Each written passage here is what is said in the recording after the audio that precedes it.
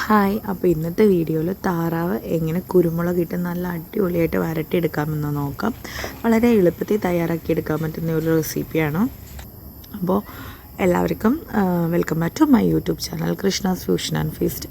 അപ്പോൾ താറാവ് വരട്ടാൻ വേണ്ടിയിട്ട് ആദ്യമേ തന്നെ നമ്മൾ കഴുകി വൃത്തിയാക്കിയിരിക്കുന്ന താറാവിലേക്ക് കുരുമുളക് പൊടി, ഉപ്പ്, മഞ്ഞൾപ്പൊടി, ഇഞ്ചി, പച്ചമുളക്, വെളുത്തുള്ളി, വേപ്പില, വിനാഗിരി എല്ലാം ചേർത്ത് നന്നായിട്ട് കൈ കൊണ്ട് ഇതുപോലെ തിരുമ്മി ഒരു അരമണിക്കൂറോളം ഇതെല്ലാം പിടിക്കാൻ വേണ്ടി വെക്കണം. അരമണിക്കൂറിന് ശേഷം നമ്മൾ നേരത്തെ തിരുമ്മി കൂട്ടി വെച്ചിരുന്ന താറാവിൻ്റെ ഇറച്ചി കുക്കറിലേക്ക് ഇട്ട് കൊടുക്കാം. കുക്കറിൽ വെച്ച് ഒരു 2 വിസിലടിച്ച് എടുക്കണം. താറാവ് ഇറച്ചി കുറച്ച് വേവുള്ളതാണ്, അതുകൊണ്ടിട്ട് 2 വിസിലടിച്ച് മാറ്റി വയ്ക്കണം.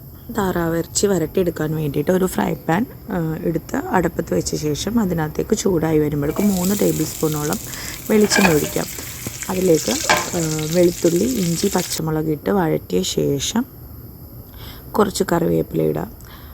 അതൊന്ന് വഴണ്ട് വരുന്ന സമയമാകുമ്പോഴേക്കും നീളത്തിൽ കട്ട് ചെയ്തെടുക്കുന്ന ഒരു 3 സവാള ഇട്ട് കൊടുക്കാം, കട്ടി കുറച്ചരിഞ്ഞിരിക്കുന്നത്. അത് നന്നായിട്ട് വഴറ്റാം. ആ ടൈമിൽ കുക്കർ തുറന്ന് നോക്കുമ്പോൾ അതിൽ നെയ്യ് ഉണ്ടെങ്കിൽ ആ നെയ്യും കൂടി ഒന്ന് ഒഴിച്ച് വഴറ്റിയെടുത്തിട്ടുണ്ടെങ്കിൽ നല്ല ടേസ്റ്റ് ഉണ്ടാവും. അപ്പോൾ എനിക്ക് കിട്ടിയ താറാവ് നല്ല നെയ്യുള്ളതാണ്. അപ്പോൾ ആ നെയ്യ് ഒഴിച്ചിട്ടാണ് ഞാൻ നന്നായിട്ട് സവാള മൂപ്പിച്ചെടുക്കുന്നത്. അത് മൂത്ത് ഒരു കളറായി വരുമ്പോഴേക്കും ഒരു തക്കാളി അതിനകത്തേക്കിട്ട് വഴറ്റിയെടുക്കണം.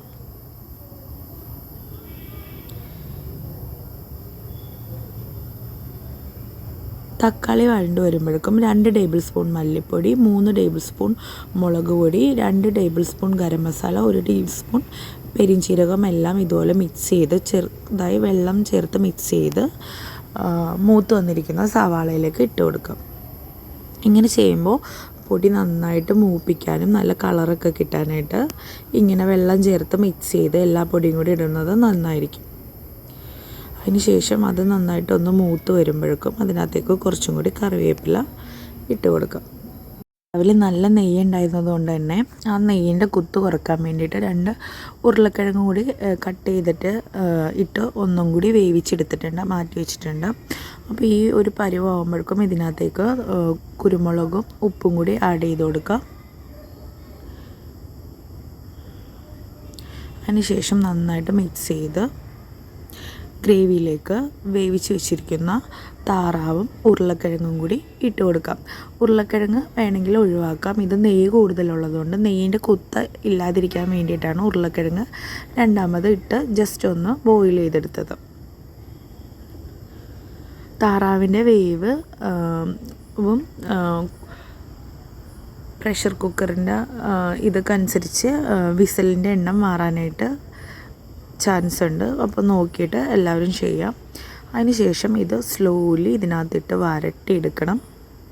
ഉരുളക്കിഴങ്ങ് ഇടുകയാണെങ്കിൽ ഒരു പ്രത്യേക ടേസ്റ്റാണ്. ഉരുളക്കിഴങ്ങ് നന്നായിട്ട് ഉടഞ്ഞ് ആ ഗ്രേവിയോട് ചേരും. ഇഷ്ടമില്ലാത്ത ആൾക്കാർക്ക് അത് ഒഴിവാക്കാം. വീണ്ടും കുറച്ചും കൂടി കുരുമുളക് ഇട്ട് നന്നായിട്ട് വരട്ടിയെടുക്കാം. ഇതിന് ഏറ്റവും കൂടുതൽ സമയം എടുക്കുന്ന ഒരു സ്റ്റെപ്പാണിത്. ഫ്ലെയിം നന്നായിട്ട് കുറച്ച് വെച്ച് വളരെ സമയമെടുത്ത് വരട്ടിയെടുക്കണം.